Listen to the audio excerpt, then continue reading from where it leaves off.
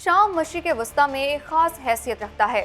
जोग्राफियाई तौर पर ये लबनान, तुर्की, ईरान और इसराइल के बीच में वाक़ है और इसकी बहीरा रोम तक रसाई इसे खित्ते में एक खास मुकाम दिलाती है। ये खित्ता तारीख, मजहब और तजारत का मरकज रहा है, लेकिन शाम की अहमियत सिर्फ तारीख तक महदूद नहीं रही।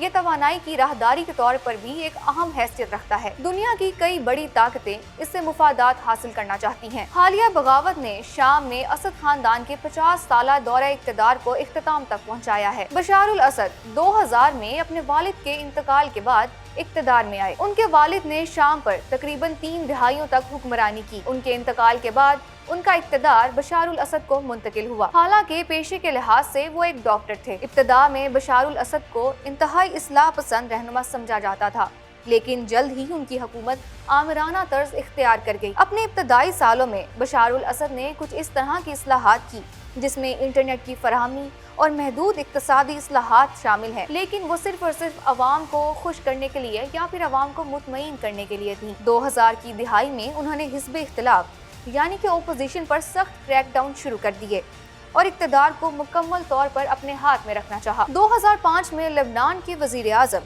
रफ़ीक हुरैरी के कत्ल के बाद शाम पर शदीद बैनुल-अक़वामी दबाव रहा, लेकिन इसके बावजूद असद हुकूमत कायम रही। 2011 में शाम की अवाम ने एक तहरीक से मुतासिर होकर जमहूरियत के लिए मुजाहिरे शुरू कर दिए, लेकिन असद हुकूमत ने उनके खिलाफ भी ज़बरदस्ती और ताकत इस्तेमाल की, जिसके नतीजे में ये आगे चलकर खाना जंगी में तब्दील हो गई। खाना जंगी की वजह से लाखों अफराद हलाक और बेघर हुए। इसके नतीजे में शाम मुख्तलिफ गिरोहों में बट गया। इस दौरान बशार उल असद ने ईरान, रूस और हिजबुल्लाह की मदद से अपनी हुकूमत को किसी तरह कायम रखा। अगस्त 2013 में दमिश्क के करीब ओपोजिशन के जेर कब्जा एक इलाके में कीमियाई हमला हुआ, जिसके नतीजे में सैकड़ों अफराद हलाक हो गए थे। मगरबी ममालिक और शामी हुकूमत के मुखालिफ गिरोहों ने इस हमले का जिम्मेदार असद हुकूमत को ठहराया। 2018 से 2020 तक बैनुल-अक़वामी मुआहिदों के तहत हुकूमती फोर्सेस ने शाम के बेशतर हिस्सों पर कब्जा हासिल कर लिया था, लेकिन शुमाली और मशरिकी इलाकों में अभी भी